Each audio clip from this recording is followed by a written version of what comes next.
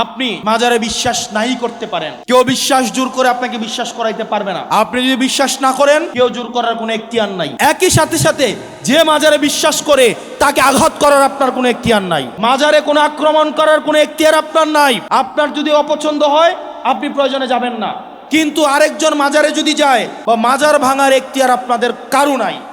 আমাদের প্রত্যেকটা নাগরিকের অধিকার আমাদের রক্ষা করতে হবে। আমার দাড়ি টুপিওয়ালা ভাইরা যারা রয়েছে, 5ই আগস্টের পরে মন্দিরগুলোকে আপনারা পাহারা দিয়েছেন, ঠিক একইভাবে অন্য বিশ্বাসের বিভিন্ন মতাবলম্বী ধর্মাবলম্বী যারা রয়েছে তাদের ধর্মীয় অধিকার রক্ষা করার দায়িত্ব আপনাদেরকে নিতে হবে। আমরা যখন সব নাগরিকের অধিকার রক্ষা করতে পারবো, কেবল তখনই আমরা সুখী সমৃদ্ধ এবং ধর্মীয় সম্প্রীতির আমরা বাংলাদেশ গড়ে তুলতে পারবো। সেজন্য আমাদের বিভিন্ন পন্থার ঊর্ধ্বে উঠতে হবে, বিভিন্ন আমাদের মতের ঊর্ধ্বে উঠে আমাদের একমাত্র পন্থা হচ্ছে বাংলাদেশ পন্থা। যেই পন্থার মধ্য দিয়ে আমাদের নাগরিক সমস্যা সমাধানের মধ্য দিয়ে আমরা একটি স্বনির্ভর বাংলাদেশ আমরা গড়ে তুলব। সেজন্য আমাদের আপনাদের সহায়তা প্রয়োজন।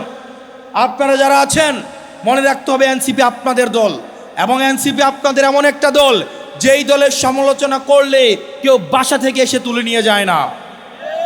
এবং এই দলটা আমরা জানি তরুণ প্রজন্মরা, আমরা যখন এনসিপি কোনো একটা নেতিবাচক কাজ করে আপনারা আঘাত পান, হয়তো অনেকে এনসিপি করেন না কিন্তু আপনারা আঘাত পান, কারণ এনসিপিকে আপনারা ধারণ করেন।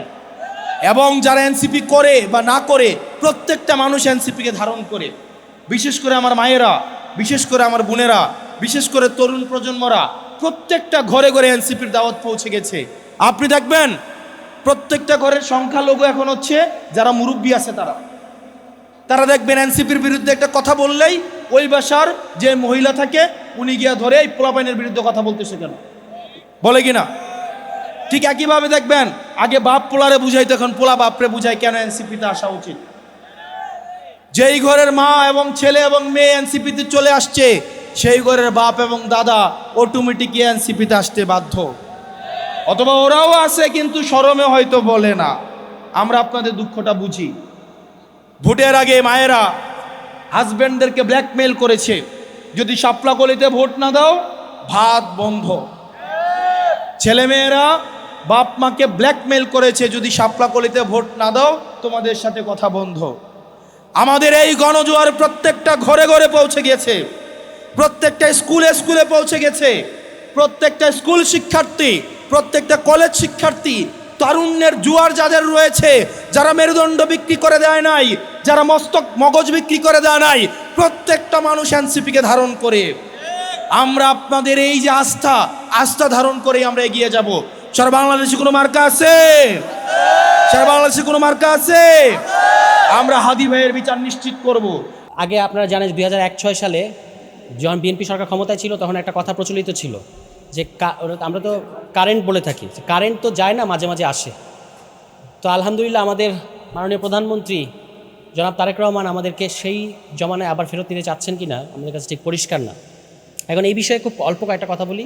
এটা একটা অত্যন্ত সিরিয়াস বিষয়, কারণ এই চামড়া এবং চামড়ার সাথে সংশ্লিষ্ট এই শিল্পটা, যেটাকে আপনারা শিল্প বলছেন, আমি মনে করি যেটা এখনও আমাদের দেশে শিল্প হতে পারে নাই, এবং শিল্প হতে না দেওয়ার পেছনে এটা একটা গভীর ষড়যন্ত্রযুক্ত। কেন? কারণ এটা আপনি এই আলোচনাটা যখন আমরা করছি, আপনারা বলেছেন জাতীয় অর্থনীতিতে চামড়া শিল্পের ভূমিকা, কিন্তু আমাদের এই অঞ্চলের সংস্কৃতি এবং ইতিহাসকে বাদ দিয়ে আমরা আলোচনা করতে পারবো না।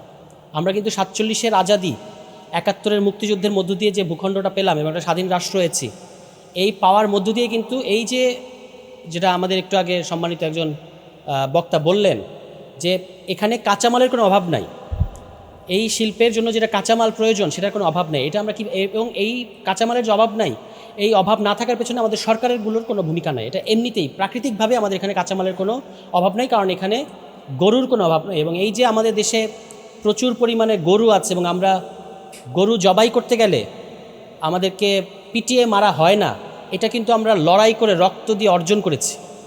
ফলে আমাদের এই চামড়া শিল্পে আমাদের পৃথিবীতে রোল মডেল হতে পারার কথা ছিল, কিন্তু এটা আমি মনে করি একটা গভীর ষড়যন্ত্র। এবং আমি একটু ঘাটাঘাটি করে দেখলাম যে খুলনা এবং যশোর দিয়ে প্রচুর পরিমাণে কাঁচা চামড়া আসলে পাচার হয়ে যায়, এবং এটার সাথেই হচ্ছে সম্পর্ক যে কেন আমাদের এখানে চামড়া শিল্প দাঁড়াচ্ছে না।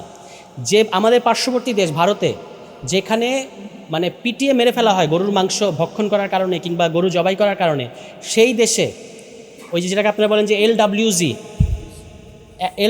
যেটা মানে আন্তর্জাতিক একটা সনদ, ট্যানারির জন্য একটা আন্তর্জাতিক সনদ, এই ধরনের এলডাব্লিউজির সনদপ্রাপ্ত ট্যানারি শিল্প কয়টা? 139টা। আমাদের দেশে কয়টা? মাত্র 6টা, এখন 4টা। তাহলে এই যে 4টা বা 6টা আর ওই দেশে 139টা, আপনার কাছে কি মনে হয় এটা খুব প্রাকৃতিক একটা ব্যাপার? এটার পেছনে গভীর রাজনীতি যুক্ত আছে। এবং এই যে 6টা, এই 6-এর বাইরে বা 4-এর বাইরে আর উঠা যায় না।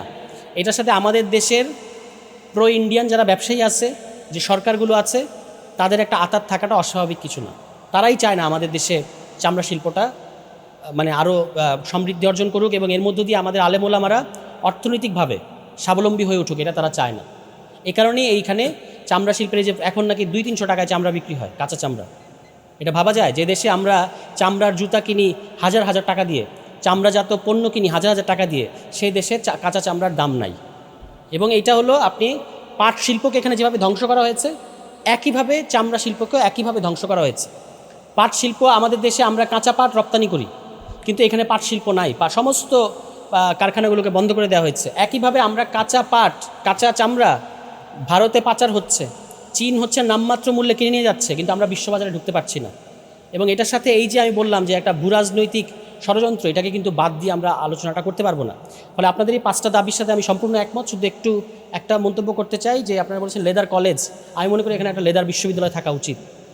এবং আমাদের যে আলেম ওলামা সহ মাদ্রাসার যে শিক্ষার্থীরা অসম্ভব পরিশ্রম করে এখনও এই রুগ্ন শিল্পটাকে বা চামড়ার বাজারটাকে টিকিয়ে রেখেছে, তাদের পেছনে সরকারকে এসে দাঁড়াতে হবে। আপনারা যদি দেখেন গার্মেন্টস শিল্পে আমাদের বছরে যে আয় হয় তার 3/1 ভাগ আবার ওই আমদানি করার ক্ষেত্রে মানে খরচ হয়ে যায়।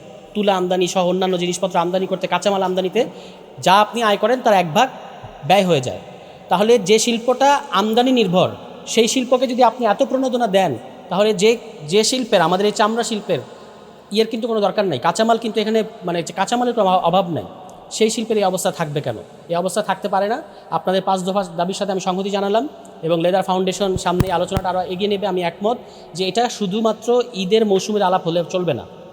সর্বশেষ একটা কথা বলি, এই যে এখন তো চামড়া নিয়ে আপনারা আলাপ করছেন, আরেকটা জিনিস খেয়াল করে দেখেন যে পশুর হাটগুলো যে বসছে, এটা কিন্তু আমাদের সরকারের রাজস্ব ঘাটতি আছে। রাজস্ব ঘাটতি থাকলেও তারা ফ্যামিলি কার্ড, কৃষক কার্ড, হাবিজাবি কার্ড তারা দিচ্ছে, কিন্তু রাজস্ব ঘাটতিটা কিন্তু থাকতো না যদি আমরা এই চামড়া শিল্পটাকে 10 থেকে 15 বিলিয়নের ডলারের একটা শিল্পে পরিণত করতে পারতাম, এক। আর দ্বিতীয় হচ্ছে এই যে পশুর হাটগুলো ইজারা দেওয়া হচ্ছে, আপনারা হয়তো খেয়াল করেছেন যে সরকার কিন্তু এখানে শত শত কোটি টাকা রাজস্ব হারাচ্ছে, কারণ বিএনপির দলীয় লোকদেরকে বা তাদের দলের সিন্ডিকেটের মধ্যে থাকা লোকেদেরকে এই পশুর হাটগুলো ইজারা দেওয়া হচ্ছে এবং তারা রাজস্ব, যেটা এর মধ্যে দিয়ে সরকার রাজস্ব হারাচ্ছে। শুধুমাত্র কেরানীগঞ্জের একটা পশুর হাটে 2 কোটি টাকা রাজস্ব সরকার কম পাচ্ছে। এবং আমি 100% নিশ্চয়তা দিয়ে বলতে পারি, সারা দেশের পশুর হাটগুলো যদি আপনি জরিপ করেন, দেখবেন প্রত্যেকটা গরুর হাট থেকে 3 থেকে 4-5 কোটি টাকা করে সরকার রাজস্ব হারাচ্ছে, এই যে নিজের দলীয় লোকদেরকে, দলীয় ক্যাডারদেরকে এই ইজারাগুলো দেওয়ার মাধ্যমে। এবং এখানে এটা কিন্তু কোনো দরপত্র হচ্ছে না, এখানে মানে দরপত্রে কাউকে অংশগ্রহণই করতে দেওয়া হচ্ছে না, তারা ভয়ভীতি দেখাচ্ছে। ইউএনওরা, আপনি যদি কথা বলেন, ইউএনওরা বলবে ভাই আমরা এখানে মারামারি চাই না, ওরা নিয়ে যাচ্ছে, ওরা নিয়ে যাক। ইউএনও, ডিসি তারাও হচ্ছে এখানে বিএনপির দলীয় ক্যাডারদের কাছে জিম্মি হয়ে গেছে। ঢাকা শহরের এমন একটা ইজারা নাই, এমন একটা পশুর হাট নাই যেখানে বিএনপি দলের লোকজনরা প্রায় জোর করে এই পশুর হাটগুলোর দখল নিয়েছে এবং সেখান থেকে সরকার কোনো রাজস্ব পাচ্ছে না, তারা দেদারসে চাঁদাবাজি করছে। এইভাবেই কিন্তু তারেক রহমানের পরিকল্পনাই হচ্ছে এটাই তার সেই মাস্টার প্ল্যান, যার মধ্যে দিয়ে উনি দেশ পরিচালনা করছেন। তো আর কথা বললাম না, আপনারা অনেক কষ্টে আছেন, সবাই ভালো থাকবেন। আসসালামু আলাইকুম।